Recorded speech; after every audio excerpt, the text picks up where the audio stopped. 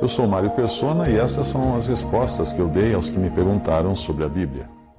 Bom, nós temos lido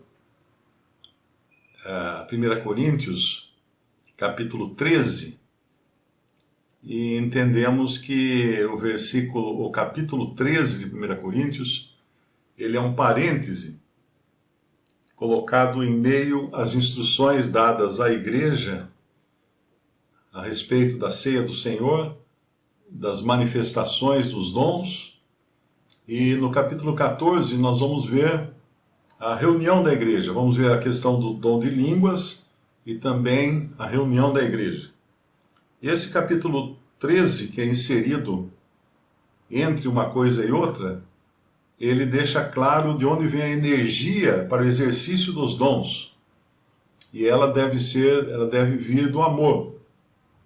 Porque muitos dons, muitas manifestações, muitos sinais podiam de alguma forma exaltar o homem, exaltar o ego do homem. A pessoa se orgulhar de ter um dom, como estava acontecendo em Corinto, né? Paulo precisa falar para eles assim, reinais, né? Vocês já reinam sem nós, né? Sem nós apóstolos, porque eles estavam se achando o máximo. Não falta nenhum dom para vocês, Paulo fala para eles. Então eles estavam tão inchados e sem amor que foi preciso incluir esse capítulo 13 aqui. Tem um episódio muito interessante no Antigo Testamento, quando o Senhor fala com Moisés que ele tinha que libertar o povo de Israel, né? Ele tinha que tirá-los do Egito. Em Êxodo, capítulo 4, versículo 1. Então respondeu Moisés e disse: mas eis que não me crerão, nem ouvirão a minha voz, porque dirão: o Senhor não te apareceu. Então agora o Senhor vai mostrar para Moisés que ele vai poder se apresentar diante de Faraó com os sinais, deixando claro aqui que os sinais foram dados por Deus para a incredulidade, para confirmar suas obras e combater a incredulidade. Então, uma pessoa que crê realmente em Deus e na sua palavra, ela não depende de sinais para crer, ela depende da fé. Porque a fé não precisa ver, a fé não precisa sentir, a fé não precisa nada, a fé crê simplesmente. Então aqui em Êxodo 4, versículo 1, então respondeu Moisés e disse: mas eis que não me crerão, nem ouvirão a minha voz, porque dirão: o Senhor não te apareceu. E o Senhor disse-lhe: que é isso na tua mão? E ele disse: uma vara. E ele disse: lança-a na terra. Ele a lançou na terra e tornou-se em cobra. E Moisés fugia dela. Então disse o Senhor a Moisés: estende a tua mão e pega-lhe pela cauda. E estendeu sua mão, pegou-lhe pela cauda e tornou-se em vara na sua mão.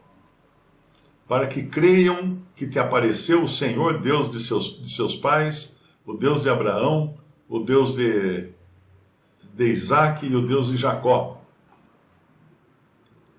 O Senhor podia ter parado aqui dando esse sinal para Moisés, mas ele vai dar mais um sinal.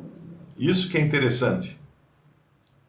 No versículo 5, para que creiam que te apareceu o Senhor, Deus de seus pais, o Deus de Abraão, o Deus de Isaque, o Deus de Jacó, disse-lhe mais o Senhor: põe agora a tua mão no teu seio. E tirando-a, eis que a sua mão estava leprosa, branca como a neve. E disse: torna a pôr a tua mão no teu seio. E tornou a colocar sua mão no seu seio, depois tirou-a do seu seio, e eis que se tornara como a sua carne. E acontecerá que, se eles não te crerem, nem ouvirem a voz do primeiro sinal, crerão a voz do derradeiro sinal. Se acontecer que ainda não creiam a esses dois sinais, nem ouvirem a tua voz, tomarás das águas do rio e as derramarás na terra seca, e as águas que tomarás do rio tornar-se em sangue sobre a terra seca. E aí o Senhor vai continuar falando com Moisés. Mas o ponto que eu queria chamar a atenção são esses dois primeiros sinais que o Senhor faz com Moisés e que era para ele repetir na presença de Faraó. E se nós lemos depois o relato da saída, mais nos capítulos mais à frente aqui de Êxodo, nós não vamos encontrar Moisés fazendo o segundo sinal. Mesmo Faraó não crendo em todos os sinais que Moisés fazia diante dele. Sinais terríveis para o povo do Egito, que os magos, Janes e Jambres, refaziam com poder satânico, exceto um que foi transformar pó em piolho, porque criar vida é uma prerrogativa de Deus. Então os magos não conseguiram transformar pó em piolhos. Mas os outros sinais eles fizeram. A vara transformar em cobra, a água do Nilo se transformar em sangue, eles fizeram todos. Mas lembre-se que Moisés não fez o segundo sinal que Deus havia dado para ele fazer. Por que Moisés não fez? O primeiro sinal era transformar a vara em uma cobra. O segundo era enfiar a mão por dentro da roupa e sair leprosa. Enfiar de novo, sair saudável. Na realidade, a lepra na Bíblia é uma figura de pecado. E Moisés enfiar a sua mão no seio e sair leprosa era mais uma lição do Senhor para Moisés do que um sinal para os egípcios. Porque Moisés precisava entender que dentro dele havia pecado. Ele tinha que entender que dentro, porque a hora que o Senhor deu a ele tanto poder, tantos sinais maravilhosos, o ego de Moisés podia ficar daquele tamanho, né? É imenso. Então o Senhor tinha que mostrar para ele, falar, olha dentro de você o que é. Você é assim por dentro. Pecado. E o Senhor fala no Evangelho, do coração do homem provém os adultérios, os roubos, os pecados e tudo mais. Tudo que há de mal vem de dentro do coração do homem. E o Senhor deu esse sinal para dar uma lição em Moisés. Ele não usa. Ele não ousou jogar essa carta na mesa de Faraó, né? Como quem diz. Porque aí ele implicava uma questão íntima dele. De dentro do seu seio veio uma radiografia do que ele era dentro. Então, quando nós lemos lá em 1 Coríntios, capítulo 13, esse capítulo que é justamente para falar do amor agora, que é o que tem que estar associado a qualquer exercício de dons, isso é para deixar muito claro que os dons espirituais, as manifestações espirituais, os sinais, não são para exaltação própria, não são para o que tem esses dons se orgulhar disso.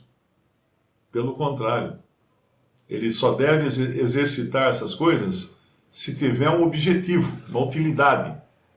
E essa utilidade tem que ser feita em amor.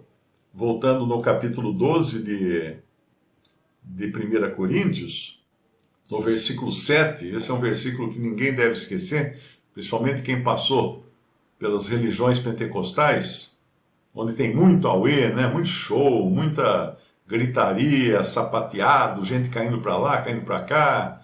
E veja o que fala aqui, versículo 7, 1 Coríntios 12, 7. Mas a manifestação do Espírito é dada a cada um para o que for útil.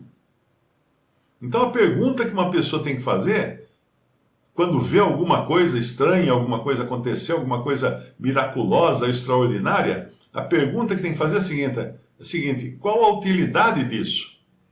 Hoje uma pessoa me perguntou, Mário, o que é aquelas pessoas que caem para trás, em algumas igrejas, caem no chão, assim, caem de costas no chão?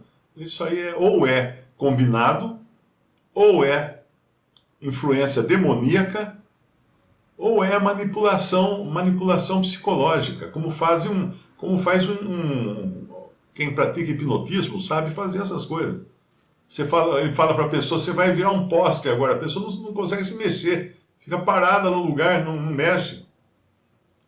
tem comandos hipnóticos, né, que mexem com a mente da pessoa. E aí a questão, eu falei para ela também isso, a questão você tem que perguntar o seguinte: que utilidade tem uma pessoa cair de costas numa igreja, lá numa reunião de cristãos? Nenhuma. É só para exaltar o pastor, como ele tem poder de fazer com a mão assim e derrubar, que nem dominó, vai caindo todo mundo. Palmas para quem? Para o pastor. Que utilidade teve? Nenhuma. Só exaltação do ego do homem. Então é sempre bom lembrar esse versículo: a manifestação do Espírito é dada a cada um para o que for útil. Se não for útil, não é do Espírito, é da carne, é manipulação, é teatro, são atores, qualquer coisa, mas não é do Espírito. E é fácil viver assim, sabe? Eu não sou muito influenciável, né? Eu não tenho medo de assombração. Se alguém fala assim, tem uma assombração naquele quarto lá, não entra lá. Meu, o que a assombração vai fazer comigo? Não vai fazer nada. Eu sou mais feio que ela. Não vai ter perigo algum. Ela vai tomar um susto comigo. Então não tenho realmente medo dessas coisas, e nenhum cristão deve ter medo dessas coisas. Porque nós sabemos que Cristo venceu. Cristo venceu. E se fala que é assombração, é uma pessoa morta que aparece, está morta, não está? Aparece, vai fazer o quê? Não vai fazer nada. Visite respondi.com.br. Adquira os livros ou baixe e-books. Visite 3minutos.net. Baixe o aplicativo.